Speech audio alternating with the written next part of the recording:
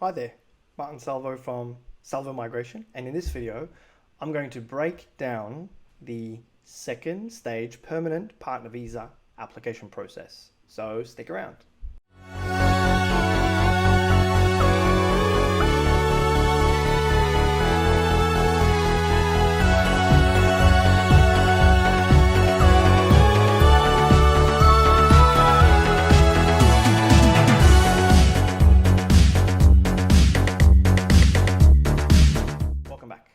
So when you apply for an Australian partner visa, whether that's the onshore subclass 820/801 or the offshore subclass 309/100, you're actually applying for two visas at the same time. It's what we call a combined application.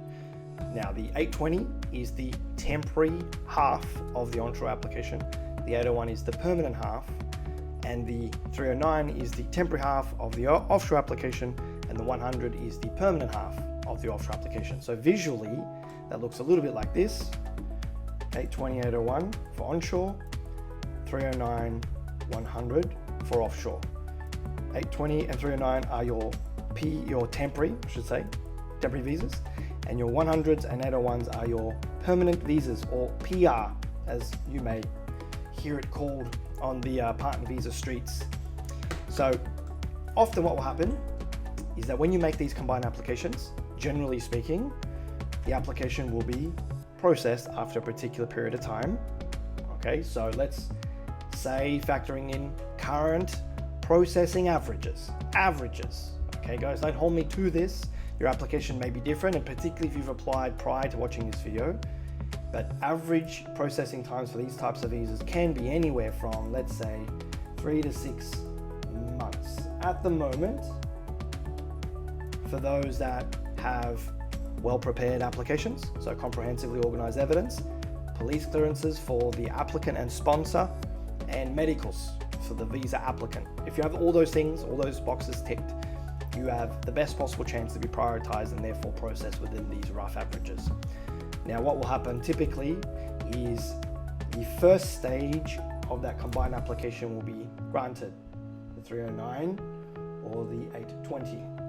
Now, where a couple may be eligible for the approval of both stages at the same time, which in effect means that the visa applicant becomes a permanent resident in the first instance. In simple language, you skip the temporary visa period. You just go straight to the permanent visa.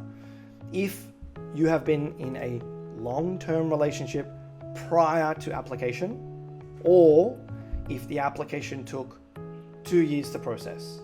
So let's use current day averages and current day timeframes and work backwards from there.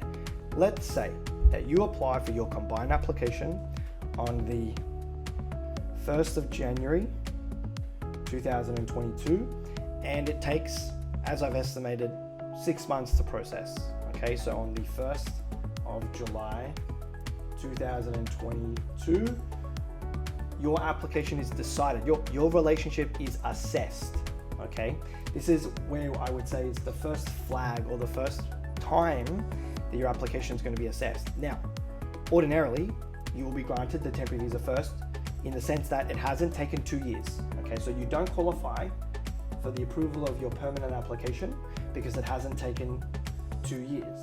Because that's one way that a applicant may be eligible for the combined approval or dual grant, is if it takes 2 years from approval. Based on current averages, it's very unlikely that that will be the case. So when you're assessed, you're not going to satisfy that exception. You're going to need to satisfy the other exception to this general rule, and that is if you're in a long-term relationship prior to application, which means that before you applied, you were in a de facto or married relationship for 3 years, or 2 years if there was a child of the relationship, if there's a common child of the relationship. So if you apply on the 1st of January 2022 and you have been in a de facto and or married relationship for 3 years, so since the 1st of January 2019, you have been in a committed de facto relationship or married relationship with your partner and you don't have a child, then at the time of application you were in what we would classify a 3-year long-term relationship. And therefore, when the application is picked up, even though it hasn't taken 2 years, you may still qualify for the dual grant because of the fact or the length of your de facto relationship prior to application.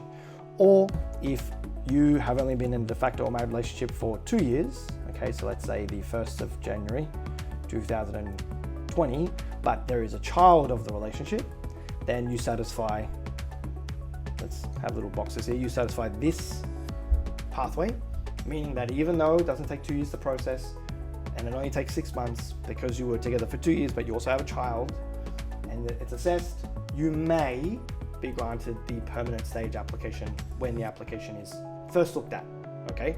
Now, what I will say quickly is that that is all subjective and discretionary.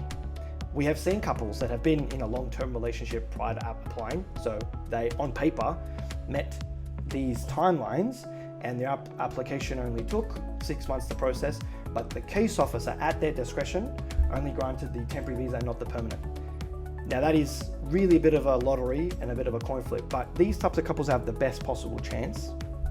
And if, for whatever reason, you're not granted the double grant or you're not granted the permanent application at the first time it's assessed, then often what you will have to do is actually wait out the remainder of the 2 years. So if it's taken 6 months to process, you have 18 months, okay, 18 months before your application or your relationship is likely to be looked at again, to be reassessed. So use this flag as, let's say, an assessment flag. And what we find happens is that about a month before, so around the 23-month mark, the department will contact us, if we're of course the ones that handle the initial application. They'll get in contact with our office and say, okay, is this couple still together?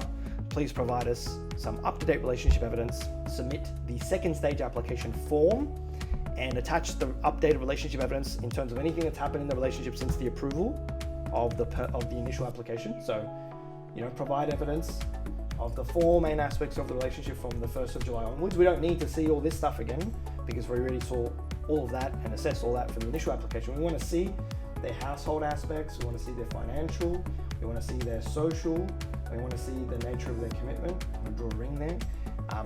In terms of those 4 aspects, from the approval of their temporary all the way up until now, and submit the new IMI form. So it's an IMI digital application form. It's an application fee. There's no charge associated. You already paid the department all the application charges, thankfully, when you made the combined application. It's just a form, a digital form that needs to be completed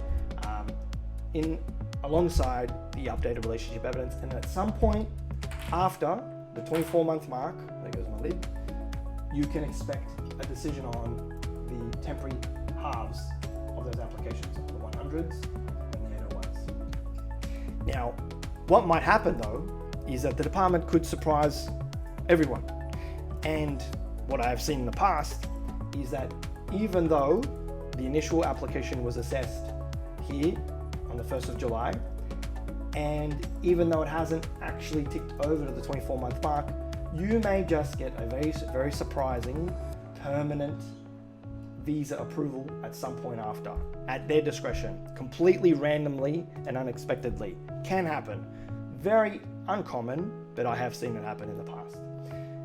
But generally speaking, these are the ways in which couples will qualify for their PR. Either they'll be granted the dual grant the initial time the application is assessed.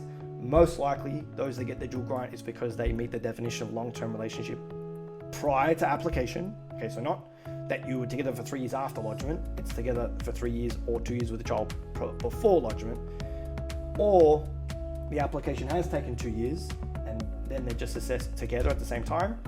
Or you're just granted the temporary visa first and then you eventually approach the 24-month mark from the date of your combined application, and then you're kind of reassessed at that point to make sure that you're still together before they'll grant you the permanent application. Now, some tips and suggestions that I can give to people watching this video or listening to this podcast that have already been granted their temporary visa, because we're in a time at the moment where we're seeing a very large volume of partner visa applications being approved, and mainly the temporary visa granted, not the permanent, but the temporary visa granted, because most couples that we speak to, at least, or that I've seen in my years in the industry, don't really meet that definition of long-term relationship. And because the applications these days are taking 3 to 6 months, they're not kind of qualifying for the PR through the 2-year waiting period yet. So they're being assessed really quickly, meaning they're getting their temporary visa granted really quickly. And that's flowing on to many questions regarding what they should do now in order to be eligible for the assessment of the permanent half of the application when the time comes. Now, my advice to those people that have had their temporary visas granted is keep a folder on your computer or your Google Drive or your OneDrive or your Dropbox, and every few months or so from the approval of your temporary visa, save and collate your updated relationship evidence and just throw it in that folder. Just keep accumulating the post-approval evidence of your relationship that ties in those 4 aspects, so that when the time comes, when you get this email from the department and they say, hey, you are now welcome to submit the permanent application form and provide us up-to-date relationship evidence, you have everything ready to go. It's just a matter of submitting the online form, attaching the relationship evidence, and really at any point from there, the application should be assessed. Now, just to give a general point of reassurance to couples, something that I describe, or the way that I describe the permanent application, is it's what I call the smaller brother to the big brother. Now, the big brother is the initial application, because that's the first time your relationship is being assessed against the definition of de facto or spouse. The permanent application is more about showing that you're still together, that you're still living together, that you're still pulling your finances together, that your friends and family are still aware of your relationship. Basically, proving that nothing has changed substantially and everything is as it was when they granted you the initial application. So, generally speaking, when we prepare second stage applications, it's nowhere near as time intensive in terms of the volume of documentation and information that we are collating.